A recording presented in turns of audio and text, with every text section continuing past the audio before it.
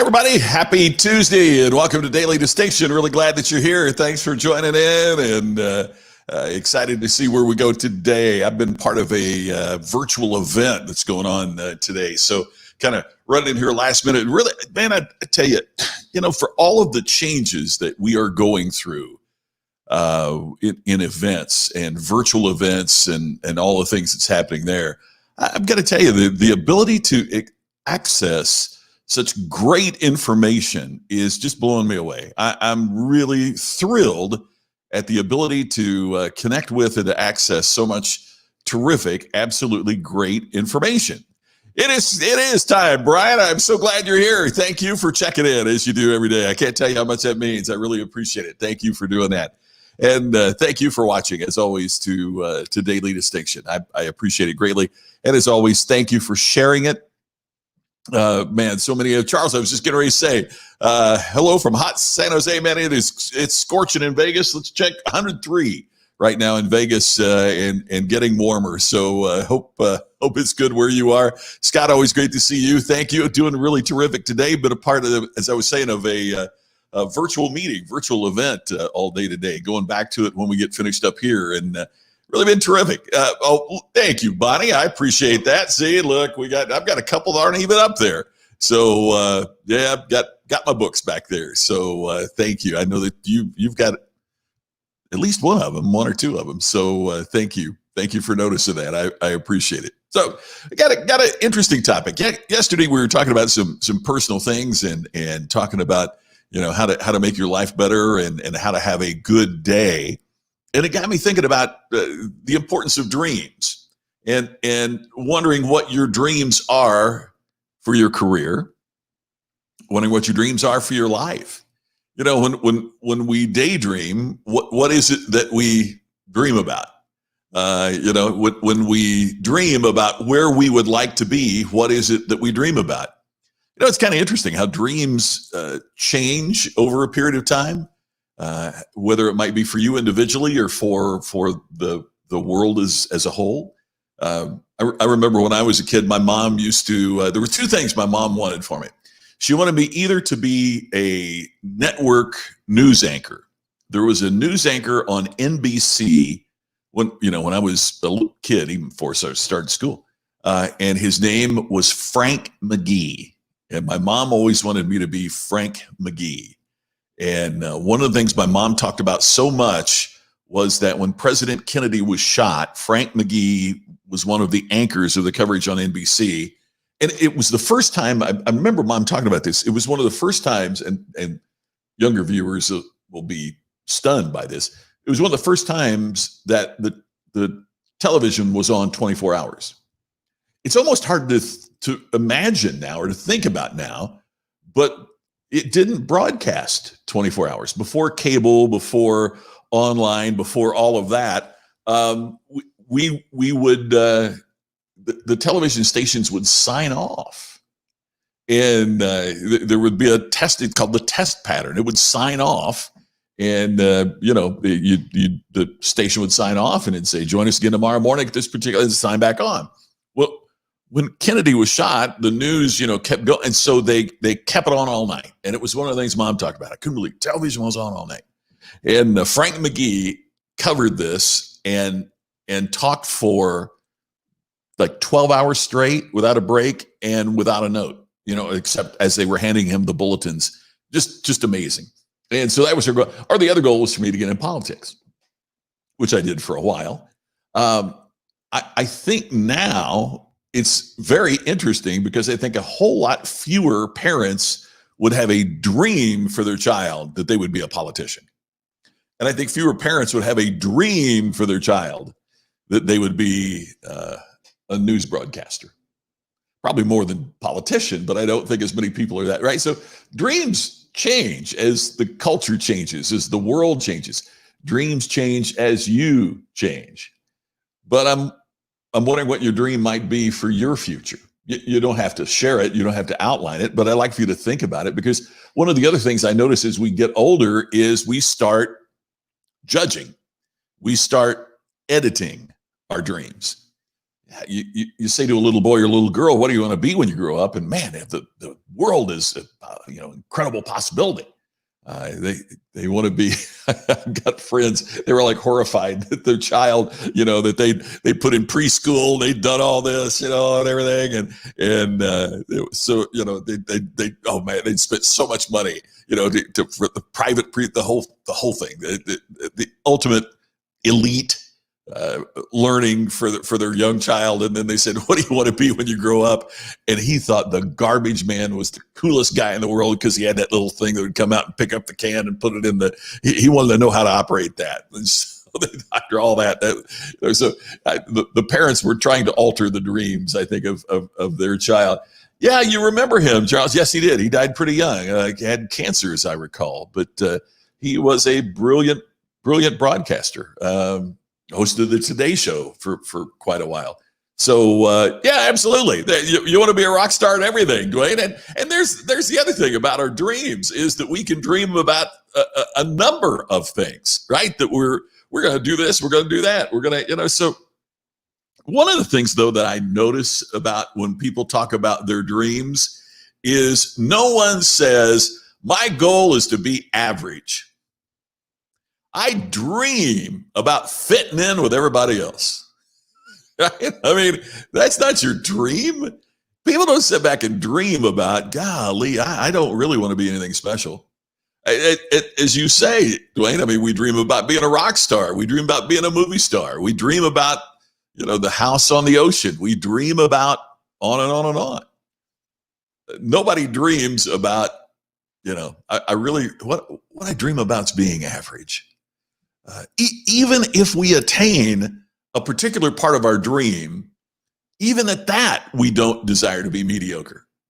So in other words, the little girl or little boy that says, I want to be a surgeon, none of them say, and I want to be right in the middle of the pack in my community. I want to be the most average surgeon that the world has ever seen. I want to be really mediocre at brain surgery. At least I hope if I need brain surgery, that's not the dream of the person writing on me. Okay, no comments. I realize I probably do need brain surgery, but if it's required, that's not what I wanted.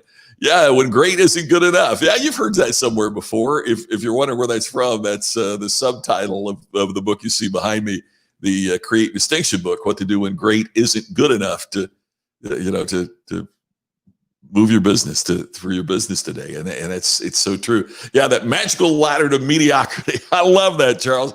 Yeah, I mean, look, at the end of the day, Larry Winget has a great example. And Larry is talking about passion and how some people say passion is the ultimate. Passion is what we need in our lives. Passion is what we need in our business. And Larry said, so imagine that you're getting ready to go in for heart surgery.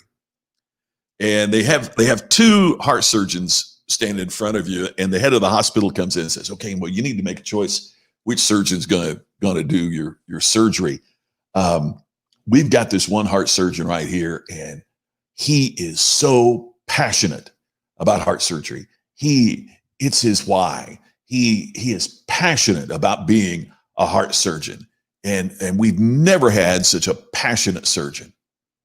Now, this other surgeon over here has studied and he practices and he works on his skills. But what he's really passionate about is that the money that he makes as a heart surgeon lets him have this beautiful house. He's got a boat on the lake. And so that's what he's really passionate about. And the heart surgery is the way that he makes enough money to get that. Oh, by the way, the passionate heart surgeon, he loses about a third of his patients. And the one that's passionate about the lake and about that, he seldom ever loses a patient. So now, which one would you like? And you're going to pick the one that doesn't lose patients. You're going to pick the one that's really great at being a heart surgeon, not necessarily the one that's passionate about it. I know people who are passionately incompetent, don't you? Their dream might be to be, but they never get it done. I think sometimes our dreams and our passion get in the way of our execution. Nobody has a dream to be mediocre. Nobody has a passion to be mediocre. But what we're judged on, rightly, is our ability to perform, our ability to deliver, our ability to make something happen. So if no one has a dream to be mediocre, but we got these big dreams and these great dreams, what are the roadblocks? What are those things that are getting in our way and preventing us from making what might be a dream into a reality? Now, it might be what you're already doing, but to be better at it. It might be to do something different. It might be to take what you're doing for someone else and do it in your own business. It might be, as you're working in someone else's business, to get promoted, whatever it might be. Where are the roadblocks? Where are the roadblocks? And I'm going to get back to a word that we've talked about here before, but it's a really important one. And that word is goals. Goals. Because what goals do is take dreams and make them specific. If you watched our show, the Ken and Glenn show, with a guy named Scott on Sunday night, part of what we were talking about was something that's really related to this. And that is, I said, I think happiness is a miserable goal. I think a goal to be happy is a miserable goal. And the reason is because if that's your goal, how do you know what's going to get you there? And how do you sustain it for an extended period of time? And how will you be able to translate that in a way that helps others? And happiness is the byproduct. Happiness is the residual benefit as you work toward achieving a worthy goal. I think it's always interesting too to note that most times people are happy as they're trying to make their dream come true. Most people are happier as they're in the effort to get to the goal before the achievement. I've heard it described this way. So imagine that you pack your family in the car and you're driving to Disney World for a vacation. Are you and your family happier typically on the drive there or on the drive home? Now, I don't know about your family, but I remember when mine packed everything up and drove a station wagon down to give a lot of cash to the mouse. And man, when we were driving there, we were counting the cars on the road and we were laughing. We were happy. We could not wait to get to Disney World. We were all together. And by the time we got in that car to come home, I thought, if I have to ride 2 more miles with these people, who are these people? They call themselves family. Who really? And I'm sure they're thinking the same thing about me, right? And so it seems like we're happier on the way there than on the return. In other words, and Jeffrey said it perfectly. The happiness is the journey. It's enjoying the journey, and it is the journey. But how do we enjoy the journey if we're not at least reasonably precise about the destination? Dwayne says every wall, roadblock, and hurdle can cause us to think mediocre is good enough for today. Yeah, it's a mental battle for everyone. That's why they talk marathon runners about hitting the wall, I think, in part, don't you?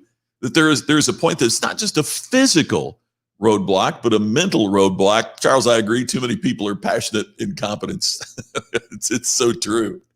So I think for all of us, part of what we need to analyze is, where are the roadblocks in our lives? Where are those things that are blocking us, that are preventing us from getting to the spot that we want? Oh, I appreciate that, Kelly. Thank you. Yeah, the anticipation brings joy. The anticipation, but part of what creates the anticipation is the precision of the destination. Part of what builds the anticipation is the precision of the destination. I respect how many books it sold, and I respect the drive of the author. But I think one of the worst things in the history of business publishing is some of the points of the classic book, Good to Great.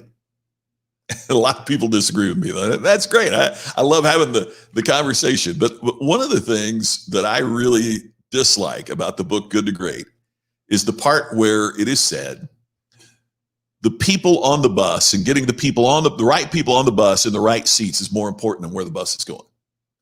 Getting the right people on the bus in the right seats is more important than where the bus is going. And I think that's one of the dumbest things I ever heard in my life. I really do.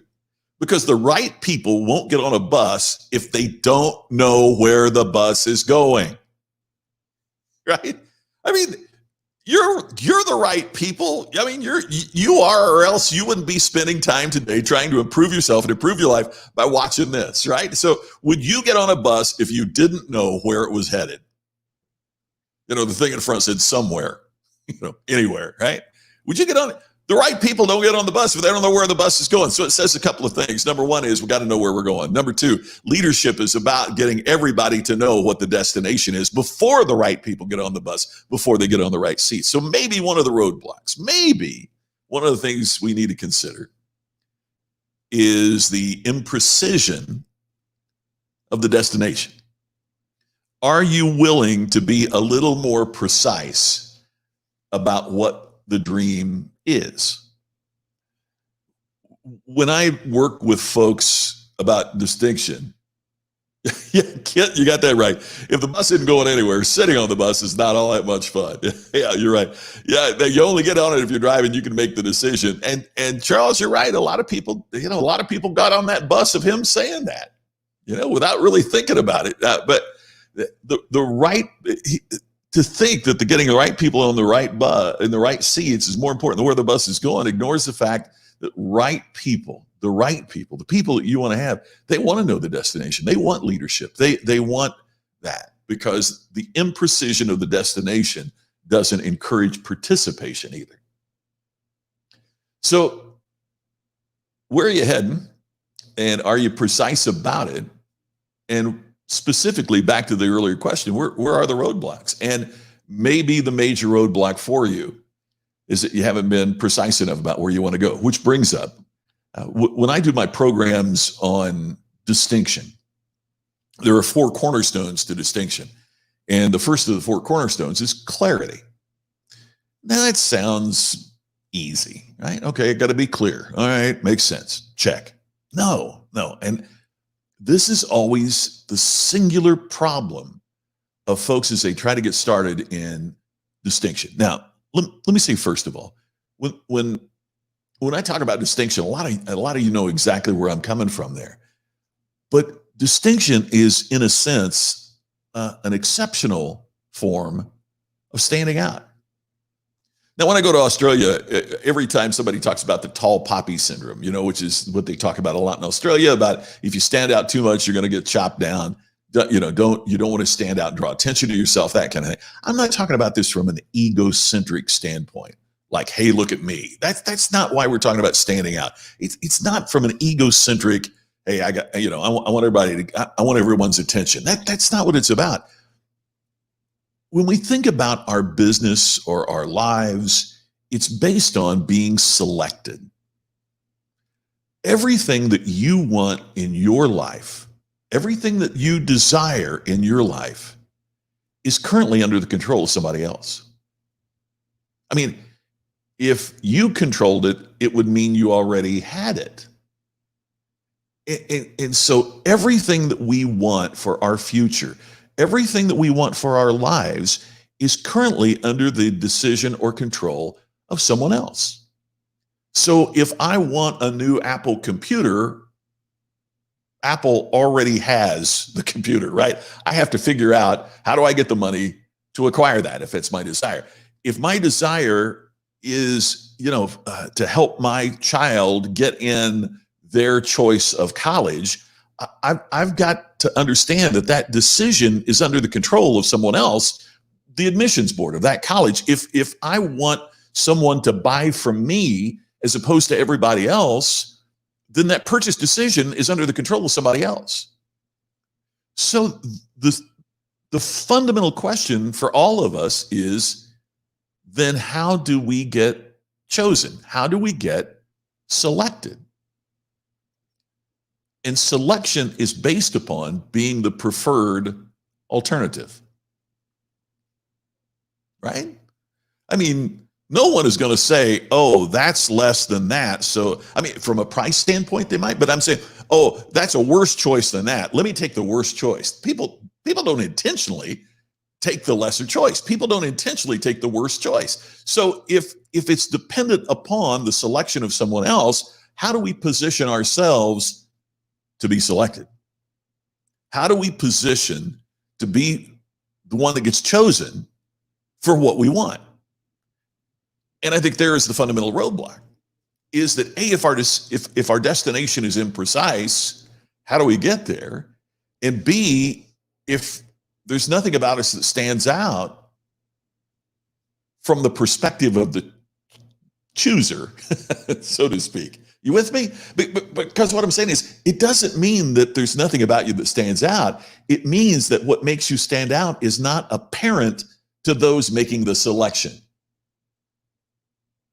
So in other words, how do you create that area of standing out, that area of distinction that will move you forward to the spot where you get selected for what you want and make your dream come true? That's the critical aspect. Yeah, thank you. Distinction is a form of standing out. And Kelly, that's what it is. It is the way that we stand out so that we become preferred. And there's roadblocks that. Okay, so back to the clarity thing. Clarity is always the one that, and it's the first cornerstone. So it's a struggle to get through that. And that's one of the challenges with what I do. You write it, but it's hard. I've got this desire to want to help people and businesses get through this individually, but it's different for everybody, as it should be, right? Because if you could say do this and that, and it would be the same for everybody, then everybody be distinctive, which would mean no one would be distinctive, right? Because again, we wouldn't be standing out. So it's highly individual. But here's the challenge that most get into, is that distinction, clarity, this precision of destination. It means you not only know what you are, but it means you work just as hard to say what you're not. I was on a call today with a friend and mentor of mine as we're doing some restructuring and relaunching of some aspects in our business. And part of what he was saying is I had to do my own exercise. In other words, I had to be really precise about what I am not. And he said, so describe, a lot of these folks will say, describe your ideal client. And I've done that and I continue to do that. I think it's important. But he took it the next thing. Describe a not ideal client. Describe someone that you would say, you're not ready for this yet. Or describe someone that you would say, you don't fit with what I'm trying to do. That you would turn down their money. And he said, I'm not talking about a small transaction, but describe what that's like, that you would, everybody says, well, I don't want to work with jerks. Okay, good. That's a given. No, more precisely describe what you're not. So in other words, if you're driving the family to the vacation in Disney World, it probably means you're not going to make a right turn along the way and go to Denver, right? Because it's way out of the way. Right? If you're going from San Francisco to Los Angeles and the destination is Los Angeles, you're probably not going to stop in Kansas City during the voyage, right?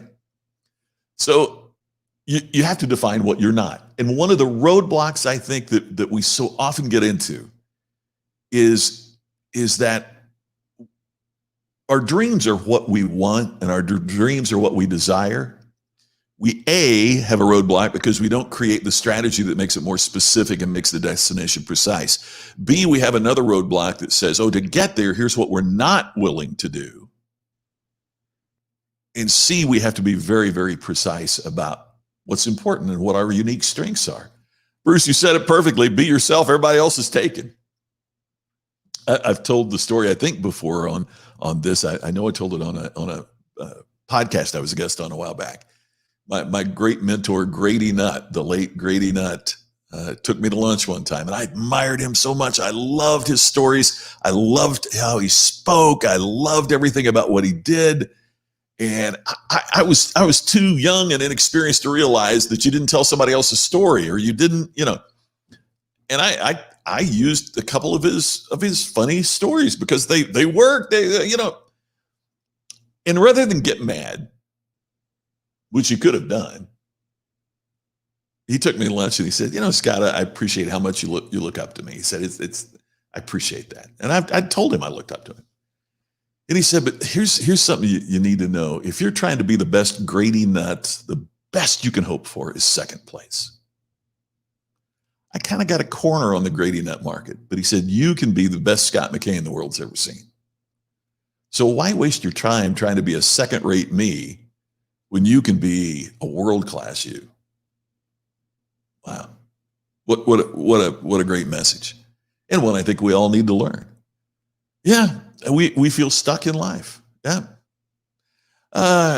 Yeah, I've heard that too, that I don't have a chance. And I think respectfully, I think that's a bad way to put it. I think culturally, sadly and wrongly, there are some people who do not have the chances that others do. That the game is kind of weighted in, uneven, unbalanced. And that has to be eliminated. But we also have to eliminate the thinking that says, I don't have a chance because I can find somebody who had worse circumstances than you did that's made an incredible mark on the world. Right? So we have to walk that line between balancing the opportunity while also encouraging people to understand that everybody has a chance, right? We don't want to work with anyone not looking to grow their brand of business. Yeah, and people are complacent. And there's one of the things, Dwayne, to your point, it's one of the things I love about the book, Good to Great. I disagree totally. There's a couple other things in the book I just think are wrong, but I sure love the opening line of that book, which is good is the enemy of great. And it sure is. It's to your point about complacency. When we got it good, it's the enemy of great. Yeah, Darcy, you said it best. That's to be the best version of yourself that you can possibly be. And therefore, you're not competing with other people, right? You're competing against your own potential.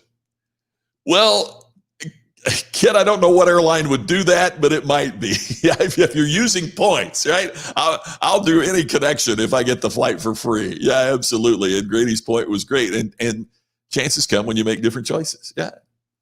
Kid, to your point, I've always thought it a bit sad when guidance counselors or whatever, particularly for young people, but we see it in business, we see this all the time.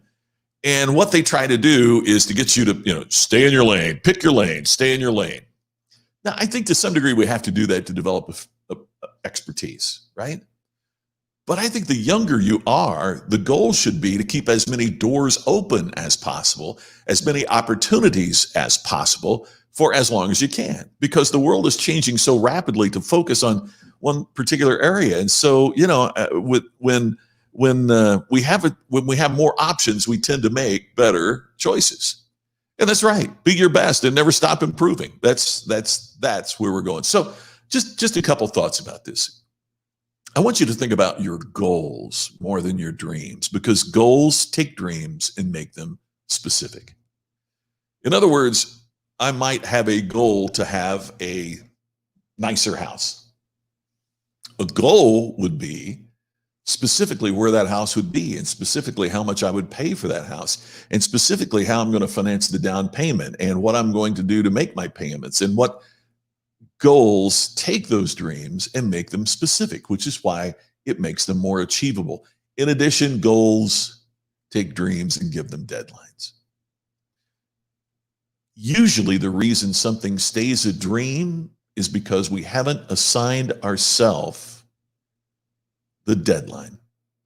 Isn't it amazing how things get done when there's a deadline? And when there's no deadline, it's often delayed. So one of the things I'd encourage you to do is to think about what your dream is. Think about how you could transmit that and transform that dream into a goal, and then put a deadline on it. Make it specific, put a deadline on it, and see how that's going to help you make your dream come true. Thank you for sharing. Thank you for watching. It's always a privilege to have you here. I can't express how much I appreciate that folks are a part of this. And those of you that are here every day, I hope you know sincerely how much it means to me that you would take this time to listen and to share in your comments and to be a part of this. When you share it, it really helps, right? That's how we get more viewers. And Martin Luther King's speech. Yeah. Think about, instead of saying I have a dream, say I have a goal, and that's critical too. Oh, I love that, Rick. Goals are dreams with deadlines. I love that. That is fantastic. That is so good.